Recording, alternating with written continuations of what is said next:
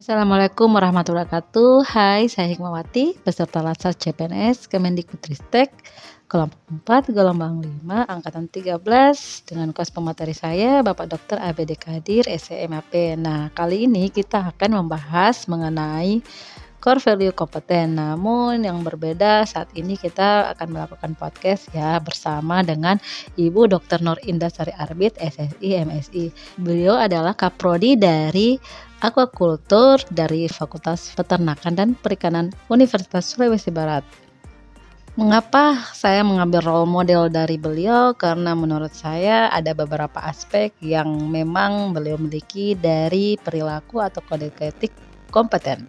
Yaitu yang pertama, bagaimana beliau meningkatkan kompetensi diri beliau untuk menjawab tantangan yang selalu berubah atau kita sebut dengan VUCA, yaitu dengan beliau mengikuti beberapa ujian kompetensi untuk bidang beliau. Beliau juga aktif untuk membantu orang lain belajar, dilihat dari aktivitas-aktivitas beliau di sosial media yang tergambarkan beliau adalah seorang fasilitator dari sekolah penggerak. Serta beliau juga melaksanakan tugas dengan baik, di mana beliau diketahui sebagai Kaprodi Aquacultur yang setiap minggu atau setiap bulan beliau mengadakan monef dari kegiatan-kegiatan di prodi beliau. Oke, itu aja singkat tentang beliau. Sekarang kita kembali ke podcastnya ya. Oke, check it out. Bismillahirrahmanirrahim. Assalamualaikum Ibu Indah. Waalaikumsalam Ibu Ma. Ya, baiklah Bu Indah, sebelumnya saya mohon maaf sudah beberapa kali kita reschedule mengenai bincang kita mengenai core value kompeten. Nah, sebelum saya lanjut, bisa tidak saya mempersilakan Ibu untuk sedikit memperkenalkan diri. Silakan Ibu. Baik, terima kasih banyak Ibu Hikmah. Jadi saya sangat senang sekali bisa diundang oleh Bu Hikmah untuk hadir di bincang-bincang ini. Baik Bu Hikmah, perkenalkan nama saya Dr. Nur Indah Sari Arbit, SSI, MSI. Sekarang selaku Ketua Jurusan Perikanan, Fakultas Peternakan dan Perikanan, sekaligus juga menjabat Ketua Program Studi Aquacultur di Fakultas Peternakan dan Perikanan. Ya, itu mungkin Bu Hikmah. Nah, tadi saya mendengar Ibu ini sudah dokter nih ceritanya. Terus Ibu juga seorang kaprodi kan di fakultas. Kebetulan kita satu fakultas di Fakultas Papetkan. Nah, sekarang karena saya memiliki tugas nih ceritanya kan mengenai berakhlak dan portfolionya tepatnya untuk kompeten, saya rasa Ibu Indah merupakan orang yang tepat untuk menjadi role model yang akan saya banyak yang berkompetensi. Oke, Bu Indah, sedikit saya mau bertanya. Sebenarnya kompeten ini kita kan ketahui bahwasanya ada 3 aspek yang inti yang sebagai kode etik atau perilaku kita sebagai ASN untuk core value kompeten. Mungkin yang pertama untuk kita selalu mengupgrade atau meningkatkan kompetensi diri kita. Itu karena menjawab tantangan ke depan seperti bagaimana sih yang berubah-berubah. Nah, yang kedua mungkin membantu orang belajar serta melaksanakan kualitas terbaik. Saya pikir itu sudah ada semua di Ibu Indah mulai dari kompetensi diri. Nah, menurut Ibu bagaimana sih pandangan Ibu, apalagi saya ketahui bahwasanya Ibu ini sudah beberapa kali mengikuti sertifikasi kompetensi. Nah, apa sih yang mendasari Ibu untuk mengikuti sertifikasi kompetensi yang mungkin sudah beberapa ya, apalagi Ibu sudah doktor mengikuti sertifikasi kompetensi, untuk seperti apa pandangan Ibu? Mungkin silakan Ibu.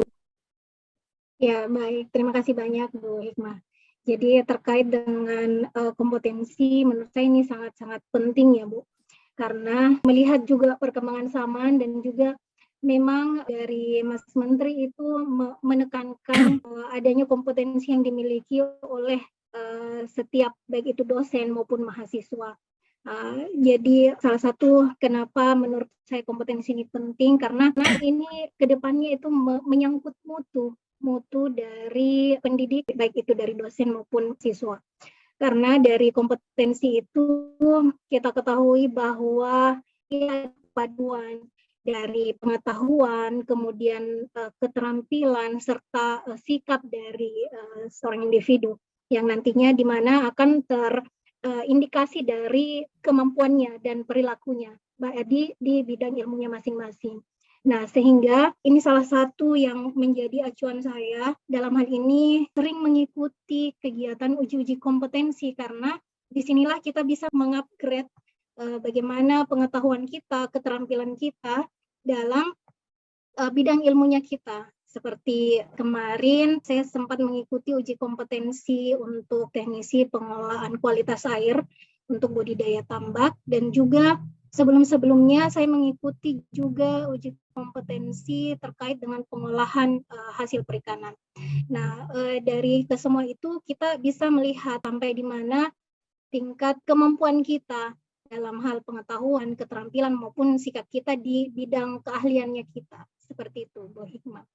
Wah, luar biasa ya, maksudnya Ibu tidak pernah putus dari sekolah ya, artinya sekaligus mungkin ini sebagai sertifikasi kompetensi itu sebagai evaluasi buat kita bagaimana tingkat kemampuan Iya, kita untuk betul. bisa lebih baik lagi dan lebih bermutu Iya. untuk menjawab Iya, betul. tantangan ke depan. Nah, selain itu saya melihat mengintip dari sosial media Ibu, mohon izin saya mengintip itu ada beberapa kegiatan, termasuk Ibu ini sebagai salah satu fasilitator sekolah penggerak dari Kementerian Pendidikan dan Kebudayaan, Ristek dan Teknologi. Nah, seperti apa sih yang Ibu maksud mengikuti fasilitator kompetensi? Nah, ini yang seperti apa? Artinya konsep dari itu apa yang mendasari Ibu? Iya. Dan Ibu. Baik, terima kasih banyak Bu Hikmah. Jadi banyak informasi ya saya lihat ini Bu Hikmah dapatkan. Nah, betul sekali. Kemarin alhamdulillah lolos untuk jadi pelatih ahli dalam program sekolah penggerak yang diadakan oleh kementerian. Nah, untuk pelatih ahli ini dan sekarang di angkatan kedua sudah berganti nama jadi fasilitator sekolah penggerak. Jadi baik pelatih ahli ini ataupun fasilitator ini adalah bagaimana kita melihat konsen kepada kurikulum merdeka. Jadi dari fasilitator tersebut kita fokus ke bagaimana kurikulum merdeka tersebut itu dalam jenjang SD, mulai dari PAUD, TK, SD, SMP, dan SMA. Nah, saya mengikuti ini dari bidang akademik ya, karena memang yang mendaftar kemarin Bu itu banyak dari dosen di bidang pendidikan, kemudian banyak juga dari pengawas sekolah, dan memang kalau dilihat saya dari perikanan ya Bu, terus masuk ke dunia maksudnya ke pendidikan dari tingkat SD, SMP, SMA. Nah, di sini saya motivasinya bagaimana kita lihat dari sudut pandang universitas. Dalam hal ini adalah dosen, kita melihat bagaimana pendidikan yang ada di SD, SMP, SMA tersebut. Jadi kita sebagai fasilitator itu bagaimana mengarahkan ataukah memfasilitasi kepala sekolah dan komite pembelajaran yang ada di sekolah itu mereka memahami terkait dengan program-program yang ada di sekolah penggerak tersebut, terutama dengan mengarah ke paradigma baru pendidikan yang dimana berkonsentrasi full untuk melihat minat dan bakat dari peserta didik atau siswanya. Nah, selain itu tentu saja kita di sini yang dituntut adalah kolaborasinya. Jadi di sini juga kita memfasilitasi Bapak Ibu kepala sekolah, kemudian komite pembelajaran itu untuk bisa berkolaborasi baik dari instansi ataupun universitas. Nah, di sini kami menjadi fasilitator untuk hal tersebut, dan tentu saja kami memfasilitasi juga, mengajarkan juga, memberi pemahaman terkait dengan profil pelajar Pancasila. Jadi bagaimana mereka berproyek dan semua rancangan-rancangan kegiatan ataupun kegiatan proyek yang akan dilaksanakan itu sesuai dengan skenario untuk meningkatkan keterampilan dan skill dari peserta didik tersebut. Nah, itulah yang kami dampingi dari awal sampai berlanjut lagi untuk tahun kedua ini. Nah, sungguh luar biasa ya Bu Indah ini ya, Ibu Dokter Indah. Nah, ini titik untuk membantu atau memfasilitasi orang untuk belajar dan lebih banyak belajar ya. Nah, Yang ketiga, kita mungkin masuk ke poin Ibu melaksanakan tugas dengan sangat baik, karena seperti apa sih untuk poin ketiga ini, apalagi peran Ibu sebagai Kaprodi. Nah, mungkin bisa Ibu sedikit berbagi kepada kami Ya. poin ketiga ini seperti apa sih menurut Ibu? Ya, baik. Terima kasih banyak, Bu Hikmah. Jadi, dalam poin ketiga ini, saya mungkin mengambil contoh yang saya lakukan atau laksanakan dalam proses kegiatan-kegiatan di Prodi. Jadi, memang ada setiap bulan, di awal bulan itu kita melakukan rapat evaluasi atau rapat rutin yang dilaksanakan oleh Prodi. Nah, saya membuat rapat ini untuk dijadikan rapat rutin supaya menjadi bahan refleksi dan evaluasi kami di Prodi. Jadi kegiatan-kegiatan yang telah kita rencanakan di rapat rutin sebelumnya, kemudian kita list kegiatan-kegiatan tersebut, dan di bulan berikutnya itu kita evaluasi apakah semua berjalan sesuai dengan tujuan yang kita inginkan, ataukah ada permasalahan-permasalahan yang didapat. Kemudian dari hasil tersebut didukung juga oleh dosen-dosen yang sangat partisipatif dan aktif. Jadi kita melihat dan menjadi acuan kita untuk perbaikan lagi kegiatan ke depannya. Nah, di rapat rutin juga itu, selain kita merefleksi kegiatan-kegiatan sebelumnya, kita juga merencanakan untuk kegiatan yang kita akan laksanakan, sehingga diharapkan tiap bulannya itu kita produktif. Jadi akan ada banyak kegiatan-kegiatan yang bisa dilakukan oleh Prodi, baik itu untuk meningkatkan kompetensi dari mahasiswa maupun dosen itu sendiri. Nah, ini mungkin yang saya aplikasikan sebagai bentuk dari tugas saya sebagai ketua Prodi di Prodi Aquacultur, Fakultas Peternakan dan Perikanan.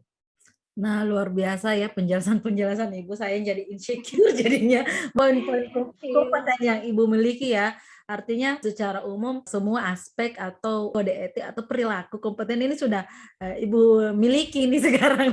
Tinggal saya mungkin akan lebih banyak belajar dan berinteraksi mengikuti jejak. Sama-sama belajar, Ibu. Saya juga masih belajar ini.